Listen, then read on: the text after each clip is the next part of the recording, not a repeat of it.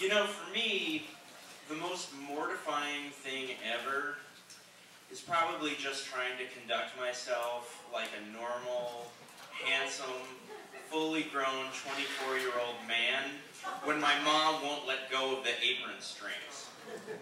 I have a question for you. Does your mom send you text messages? Because my mom does. All the time. Now that I live in the Windy City and she's still stuck in Washington, D.C., it's one of her favorite things to do. She doesn't know much about new technology and she can't even really use her email, so learning to text has become a major new development in her life. Sometimes I'll be waiting for the bus on the way to work and the word mom flashes in bold across the screen of my cell phone. Chicago is now #1 murder capital. Stay away from dark alleys, unlit areas, etc.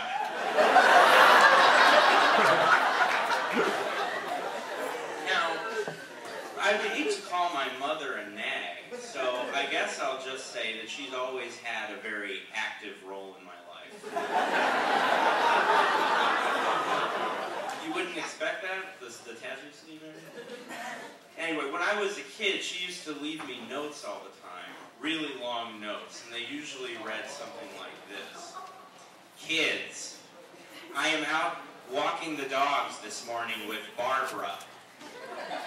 Please help yourself to granola and yogurt. Do not eat any Lucky Charms. They're bad for you. I've hidden the box. Also, please do not watch television. If I come home and find you watching TV, there will be no Nickelodeon tonight. Love, Mom.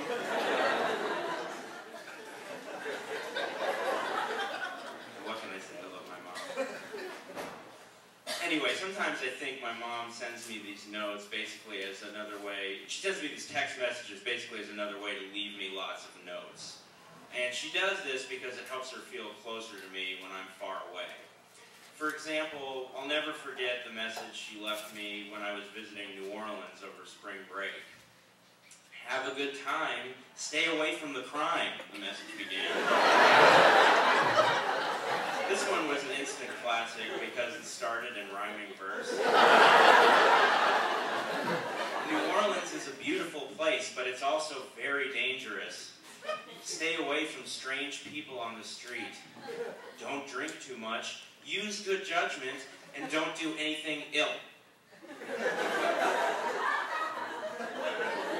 I think what my mom was trying to say was don't do anything illegal or maybe ill-advised, but like most inexperienced texters, she wrote too much and got cut off. As for the trip itself, I can't promise I didn't do anything ill whatsoever, but it was nice to know she was thinking of me. On other days when my mom's not trying to monitor my behavior, she'll play Anchorwoman and share a news story with me. Take this message I received recently, for example. Don't eat peanut butter products like cookies and crackers. These products contain salmonella bacteria poisoning. People very sick and deaf. Jar of pea butter is okay. Okay, jar of pea butter.